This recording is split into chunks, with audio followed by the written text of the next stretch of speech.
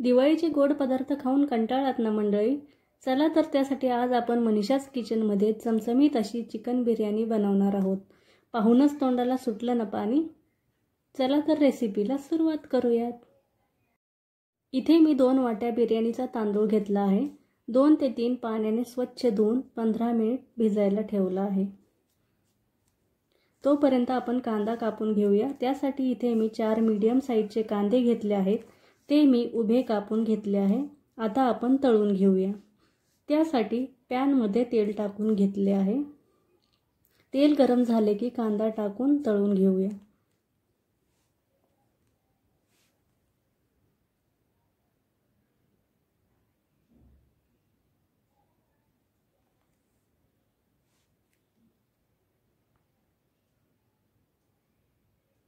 कांदा इकडे तळतोय तोपर्यंत चिकनला आपण मसाले लावून घेऊया.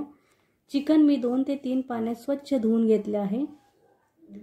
यात मी चवीनुसार मीठ, अर्धा चमचा हळद, 3 चमचे धने पावडर, अर्धा चमचा लाल तिखट, 1 चमचा अद्रक लसूण पेस्ट, 4 ते 5 चमचे दही, 2 चमचे बिर्याणीचा मसाला, बारीक चिरून घेतलेली कोथिंबीर, अर्धा चमचा कांदा लसूण मसाला, 2 ते 3 चमचे तेल टाकून छान हाताने मिक्स करून घेते.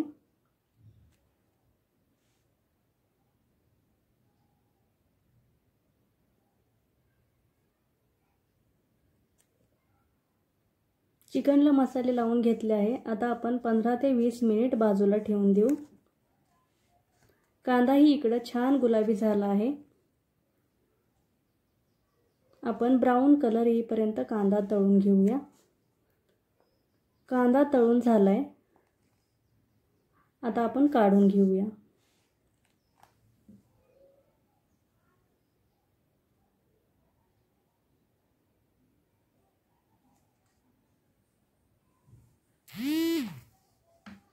चिकनलाही 20 मिनिट झाले आहे. त्यात थोडा तळलेला कांदा टाकून घेऊया. आता आपण चिकन शिजवून घेणार आहोत. त्यासाठी कढईमध्ये 2 ते 3 चमचे तेल घातले. कांदा तळून घेतलेलंच तेल वापरलं आहे व 2 ते 3 चमचे साजूक तूप.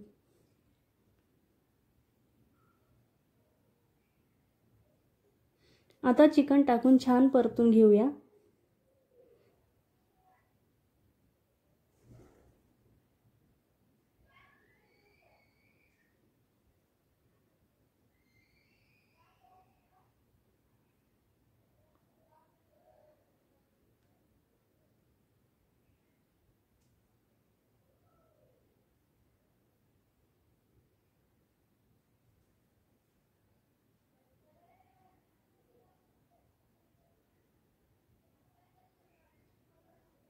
झाकण ठेवून 10 ते 15 मिनिट चिकन शिजवून घेऊया. चिकन शिजतंय तोपर्यंत तांदूळ शिजवून घेऊ.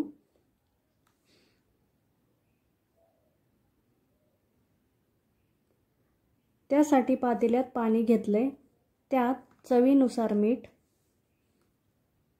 3 वेलची, 1 चमचा जिरे, 2 तमालपत्र, 4 लवंग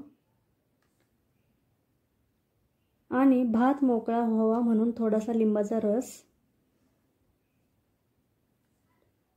आता यात भिजवलेली तांदूळ टाकून घेऊया.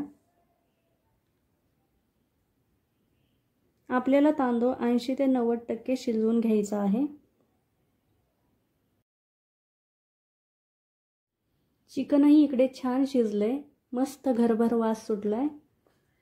आता आपण गॅस बंद करून घेऊ.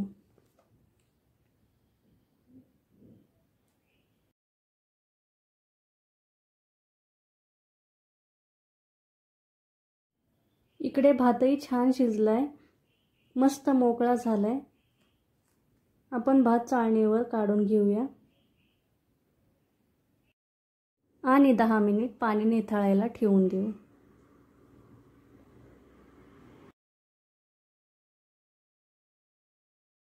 भातातलं पाणी निथळलं आहे.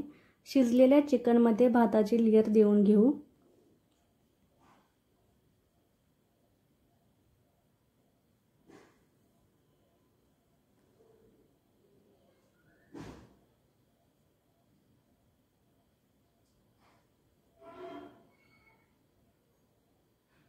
त्यावर तळून घेतलेला कांदा, बारीक चिरून घेतलेली कोथिंबीर,